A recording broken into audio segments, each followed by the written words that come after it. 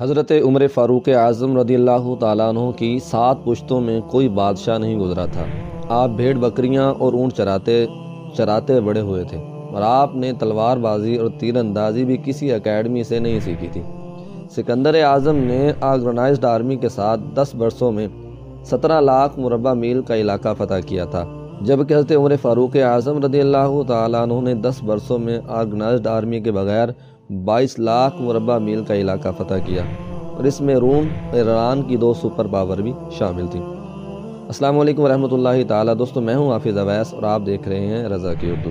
Video سے آگے بڑھنے سے پہلے آپ ہمارے چینل کو سبسکرائب کر دیں اور بیل آئیکن کو دبا دیں تاکہ آنے والی ویڈیوز کی نوٹیفیکیشن آپ تک پہنچتے رہیں۔ آج کے سیٹلائٹ، میزائل اور آبدوزوں کے دور میں بھی دنیا کے کسی حکمران کے پاس اتنی بڑی سلطنت نہیں جو حضرت عمر فاروق رضی اللہ تعالیٰ عنہ نے نہ صرف گھوڑوں کی پیٹھ پر فتح کرائی تھی بلکہ اس کا انتظام و انصرام بھی چلایا تھا۔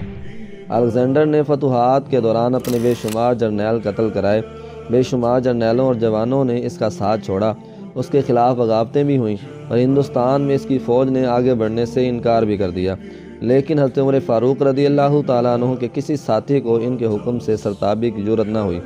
وہ ایسے کمانڈر تھے کہ آپ نے عین میدان جنگ میں عالم اسلام کے سب سے بڑے سپہ سالار حضرت خالد بن ولید رضی اللہ تعالیٰ عنہ کو معزول کر دیا، اور کسی کو یہ حکم ٹالنے کی جرأت نہ ہوئی۔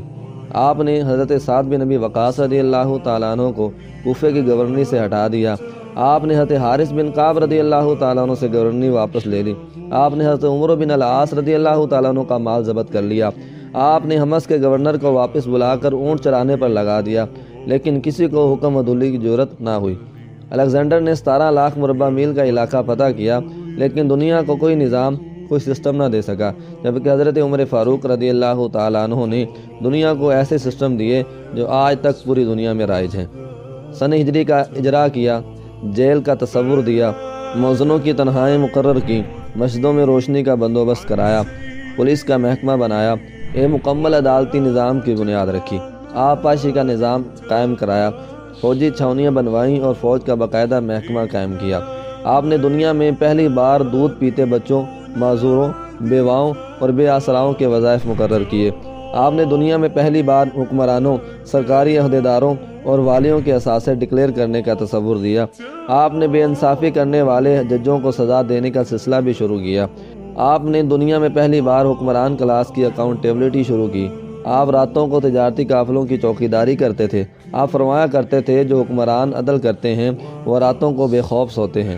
آپ کا فرمان تھا کہ قوم کا سردار قوم کا سچا خادم ہوتا ہے۔ آپ کی مہر پر لکھا تھا، عمر، نصیحت کے لیے موت ہی کافی ہے۔ آپ کے دسترخوان پر کبھی 2 سالن نہیں رکھے گئے۔ آپ زمین پر سر کے نیچے اینٹ رکھ کر سو جاتے تھے۔ آپ سفر کے دوران جہاں نیند آ جاتی تھی آپ کسی درخت پر چادر تان کر سایہ کرتے تھے اور سو جاتے تھے، اور رات کو ننگی زمین پر دراز ہو جاتے تھے۔ آپ کے کرتے پر 14 پیوند تھے اور ان پیوندوں میں ایک سرخ چمڑے کا پیوند بھی تھا۔ آپ موٹا کھردرا کپڑا پہنتے تھے۔ آپ کا نرم اور باریک کپڑے پہننے سے نفرت تھی۔ آپ کسی کو جب سرکاری عہدے پر فائز کرتے تھے تو اس کے اثاثوں کا تخمینہ لگوا کر اپنے پاس رکھ لیتے تھے، اور اگر سرکاری عہدے کے دوران اس کے اثاثوں میں اضافہ ہو جاتا تو آپ اس کی اکاؤنٹیبلٹی کرتے تھے۔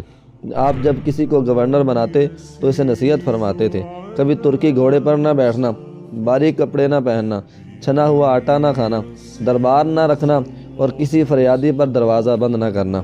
آپ فرماتے تھے کہ ظالم کو معاف کر دینا مظلوموں پر ظلم ہے۔ آپ کا یہ فکرہ آج انسانی حقوق کے چارٹر کی حیثیت رکھتا ہے کہ مائیں بچوں کو آزاد پیدا کرتی ہیں، تم نے انہیں کب سے غلام بنا لیا۔ فرمایا، میں اکثر سوچتا ہوں اور حیران ہوتا ہوں عمر بدل کیسے گیا۔ آپ اسلامی دنیا کے پہلے خلیفہ تھے جنہیں امیر المؤمنین کا خطاب دیا گیا۔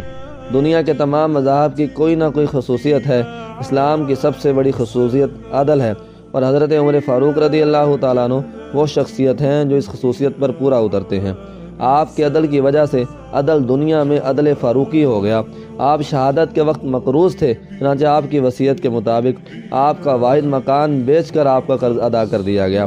آپ دنیا کے واحد حکمران تھے جو فرمایا کرتے تھے، میرے دور میں اگر فرات کے کنارے کوئی کتا بھی بھوک سے مر گیا اس کی سزا عمر کو بھگتنا پڑے گی۔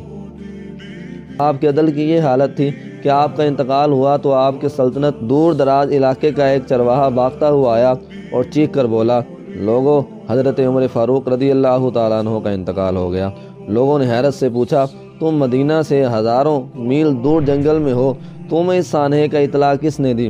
چرواہا بولا، جب تک حضرت عمر فاروق رضی اللہ تعالیٰ عنہ زندہ تھے، میری بھیڑیں جنگل میں بے خوف پھرتی تھیں اور کوئی درندہ ان کی طرف آنکھ اٹھا کر نہیں دیکھتا تھا، لیکن آج پہلی بار ایک بھیڑیا میری بھیڑ کا بچہ اٹھا کر لے گیا۔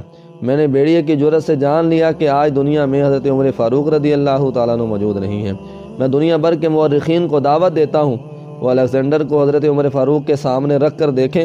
انہیں الیگزینڈر حضرت عمر فاروق کے حضور پہاڑ کے سامنے کنکر دکھائی دے گا، کیونکہ الیگزینڈر کی بنائی سلطنت اس کی وفات کے 5 سال بعد ختم ہو گئی، جبکہ حضرت عمر فاروق رضی اللہ تعالیٰ عنہ نے اپنے دور میں جس خطے میں اسلام کا جھنڈا بجھوایا، وہاں سے آج بھی اللہ اکبر اور اللہ اکبر کی صدائیں آتی ہیں، وہاں آج بھی لوگ اللہ کے سامنے سجدہ کرتے ہیں۔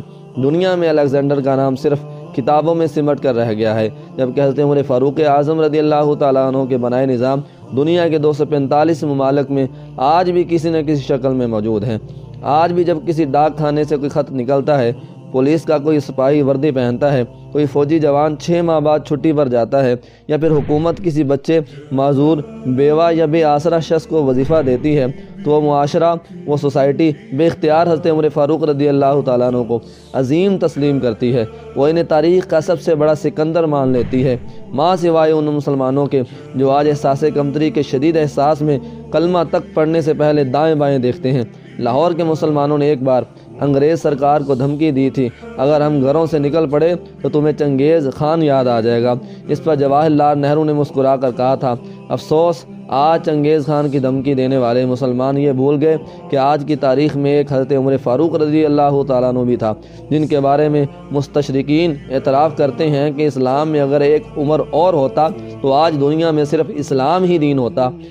ہم آج بھی یہ بھولے ہوئے ہیں کہ ہم میں ایک حضرت عمر فاروق بھی تھے، جن کے بارے میں رسول اللہ صلی اللہ تعالیٰ علیہ وآلہ وسلم نے فرمایا تھا کہ میرے بعد اگر کوئی نبی ہوتا تو حضرت عمر بن خطاب ہوتے۔ نوٹ اس پیغام کو دوسروں تک پہنچائیے تاکہ اللہ کسی کی زندگی کو آپ کے ذریعے بدل دے۔ ہمارے چینل کو بھی سبسکرائب کرتے جائیں اور بیل آئیکن کو دبا دیں تاکہ آنے والی ویڈیوز کی نوٹیفیکیشن آپ کو ملتے رہیں۔ السلام علیکم ورحمۃ اللہ۔